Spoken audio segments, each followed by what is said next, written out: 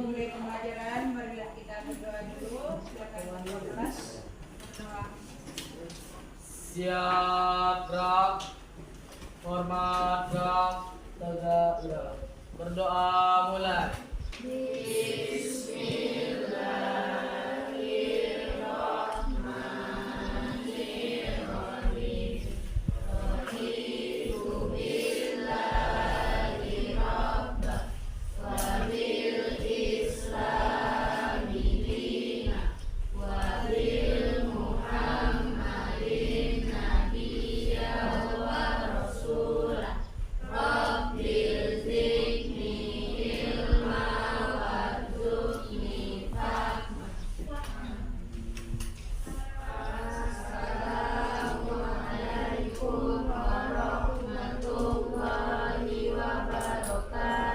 Waalaikumsalam warahmatullahi wabarakatuh.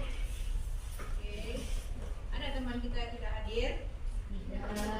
Tidak, berarti hadir semua ya.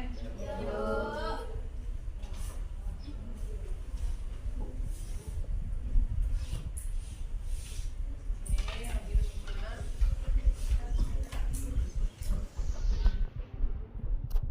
Oke, hari ini kita masuk pada P5. Minggu P5 kita kan minggu kemarin kan sudah kita lewati tentang gaya hidup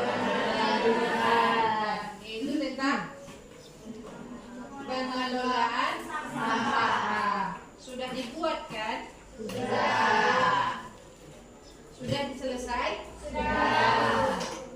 Sekarang kita masuk kepada refleksi dan tindak lanjutnya. Sebelum itu, boleh berdiri semua dulu?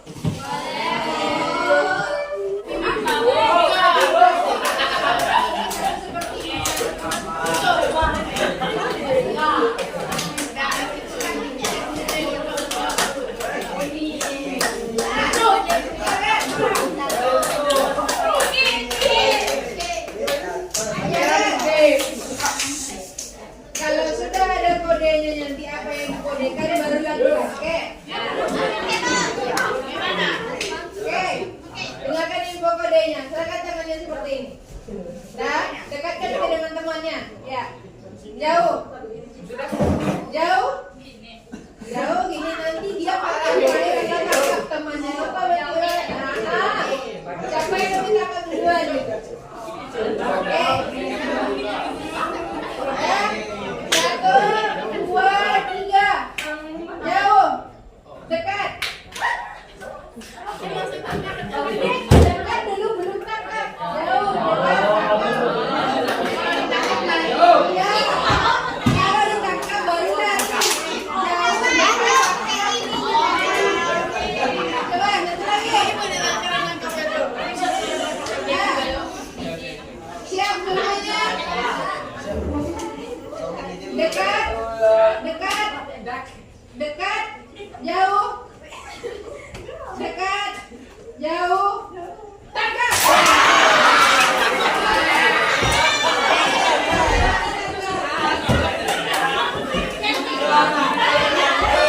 Sekarang gantian. Gantian lagi.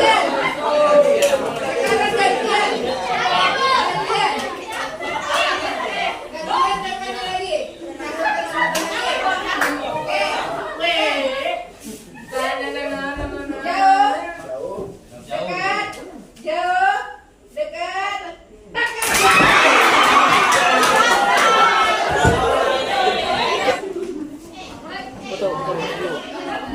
Oke, sebelum kita lanjutkan kepada kita semuanya berdiri. Indonesia.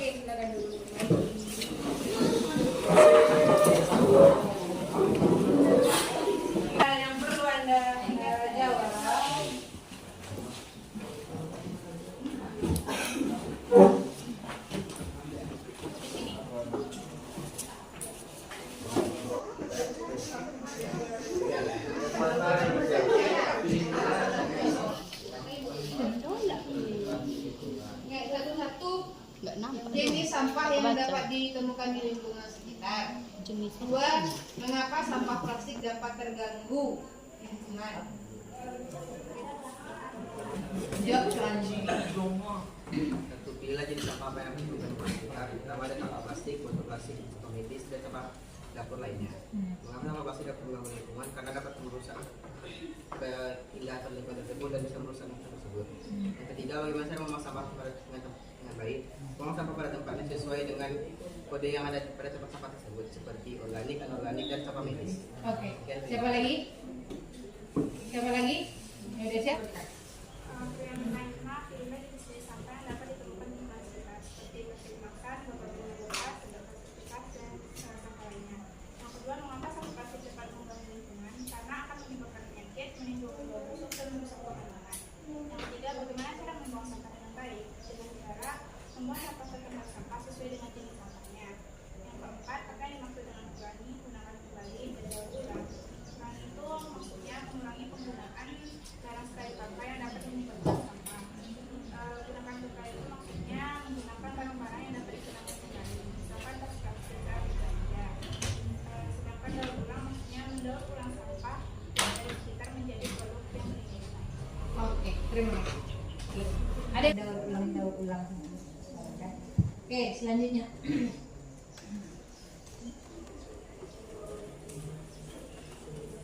Tujuan dari pembelajaran saat ini adalah peserta didik mampu memahami apa yang sudah diajarkan di dalam gaya hidup berkelanjutan itu. Ini refleksi ya.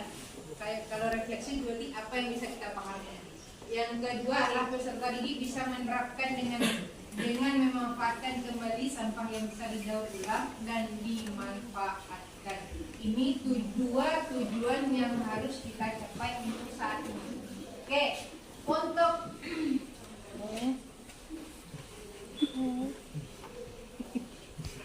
untuk yang refleksi ada pertanyaan. Sekarang keluarkan kertas.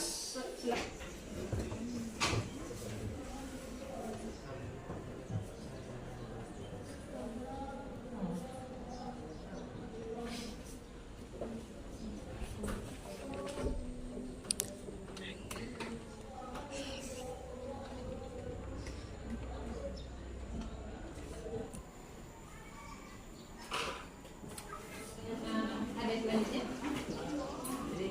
Oke. Mau silakan diri. Manfaatnya yaitu kita bisa mempelajari dari sampah plastik secara benar-benar sebagai nasional dari sampah plastik, terus polusi perjalanan dan bebas dari penggunaan. Owi, silakan berdiri. Bacakan.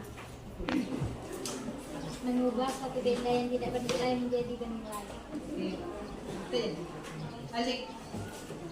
Setelah mempelajari kelanjutan tentang berulang sampah pernah yang Anda dapatkan. Saya merasa dengan belajar ini, saya teredukasi mengenai sampah plastik, apa saja jenisnya, pada saja dampaknya, dan cara pengurangannya.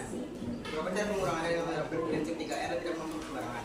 Yang kedua, apa solusi untuk mengurangi sampah plastik ini?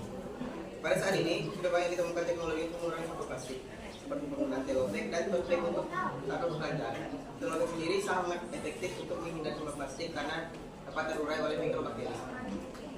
Selanjutnya, Grand. Setelah mempelajari gaya hidup berkelanjutan, apa manfaat yang Anda dapatkan?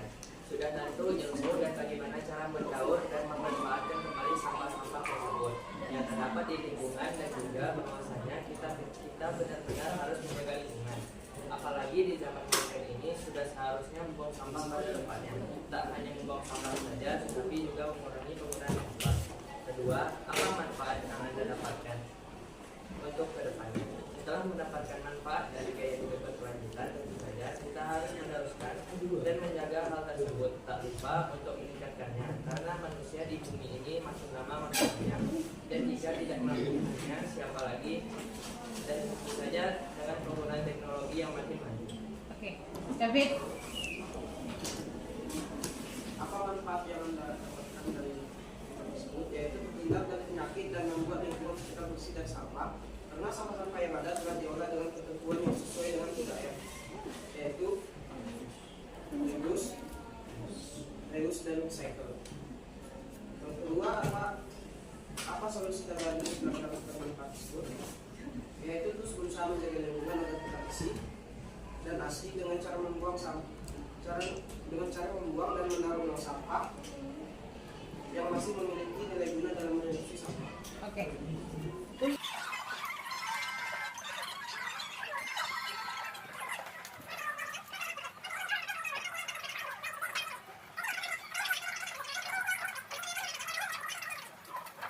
Langkah lanjutan yang pertama adalah mengetahui bagaimana cara pengolahan sampah yang benar dan mengurangi limbah sampah dan menghasilkan barang yang bermanfaat. Dan bagaimana tindakan kelanjutannya adalah penerapan pengurangan limbah yang menghasilkan barang-barang atau produk yang bermanfaat dapat mengurangi sampah sehingga lingkungan kita menjadi lebih bersih dan lebih asli. Manfaat yang saya dapatkan setelah belajar tentang gaya hidup berkelanjutan itu dapat mengetahui bagaimana cara mendaur ulang sampah menjadi lainnya sehingga produk tersebut dapat digunakan dan bahkan dijual sehingga kita bisa mendapatkan uang dengan jiwa kewirausahaan kita sendiri. Yang kedua adalah mengetahui betapa pentingnya kesadaran akan membuang sampah sehingga diharapkan siswa didik dan seluruh masyarakat dapat menanamkan sifat tersebut. Langkah selanjutnya yang akan saya lakukan adalah melatih kewirausahaan atau kemampuan dalam mengolah sampah dan mengubahnya menjadi produk yang benar seperti hias, seperti bunga dan sebagainya. Produk seperti itu nantinya dapat dijual dan dikemas sehingga kita dapat menghasilkan uang. Oke, bicara Bahwa yang pasti ada manfaatnya, utamanya adalah untuk diri kita sendiri, untuk mengurangi sampah limbah plastik. Assalamualaikum warahmatullahi wabarakatuh. Waalaikumsalam warahmatullahi wabarakatuh. Berikut kami akan jelaskan salah satu manfaat dari pelajaran kelima yaitu gaya hidup berkelanjutan tentang pengurangan sampah. Salah satu pengurangan sampah dapat dilakukan dengan cara melakukan ekobrik. Berikut itu manfaat dari penggunaan ekobrik yang bisa dijadikan sebagai tempat duduk atau sofa. Apa itu ekobrik? Ekobrik adalah proses mengumpulkan sampah plastik yang digunting kecil lalu dimasukkan ke dalam sebuah botol lalu dipadatkan dan ditutup. Tujuan dari penggunaan ekobrik ialah untuk mengurangi pembuangan sampah plastik yang sembarangan dan pencemaran lingkungan.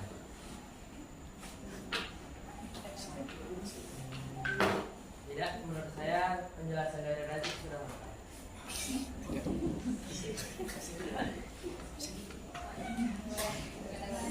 Ya, dari kami. Dijadikan sebuah tas.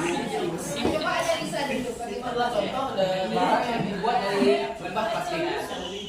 Barang tersebut di sini yaitu sebuah tas yang terbuat dari sampah plastik yang sudah bekerja.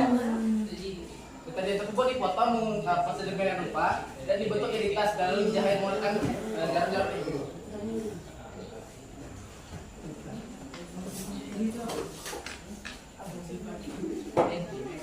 Kemudian sampah-sampah tersebut bisa meningkatkan nilai jual dari sampah-sampah yang tidak berguna tersebut.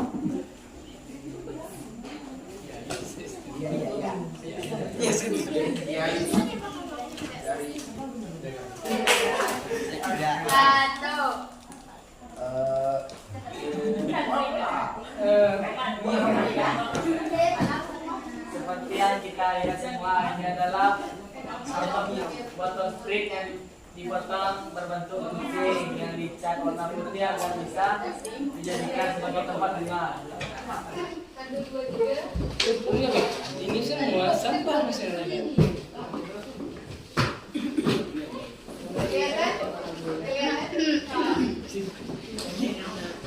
Bukan dengan yang tiga disamping. Kalau di bawah ini ada jengkal. Itu di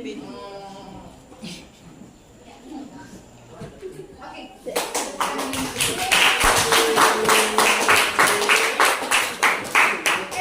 Sekarang siapa yang berani dua?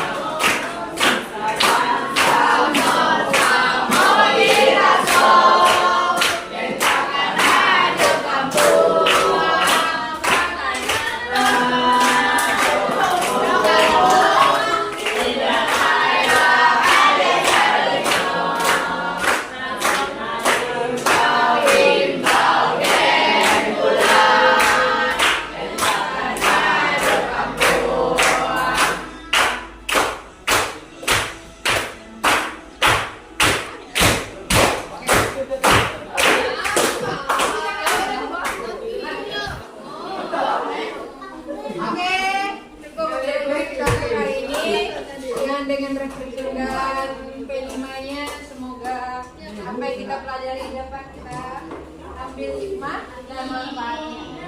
Dan P5 selanjutnya bisa kita laksanakan dengan baik. Dan oke, kita ucapkan alhamdulillah bersama.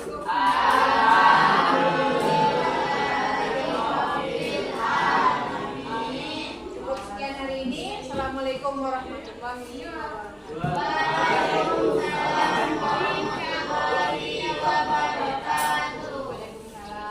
Warahmatullahi wabarakatuh. Nama saya Desi Susanti, saya guru fisika dari SMA Negeri 1 Pasaman. Saya ingin memberikan sedikit tanggapan mengenai P5 gaya hidup berkelanjutan dengan tema pengelolaan sampah plastik.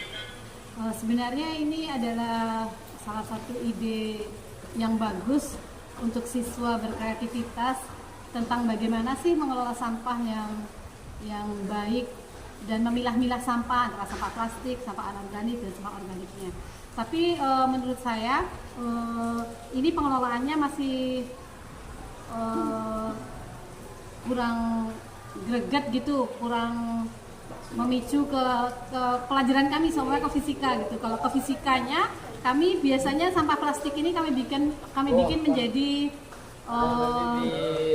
bahan bakar. Jadi nanti dia dibikinin tabungnya.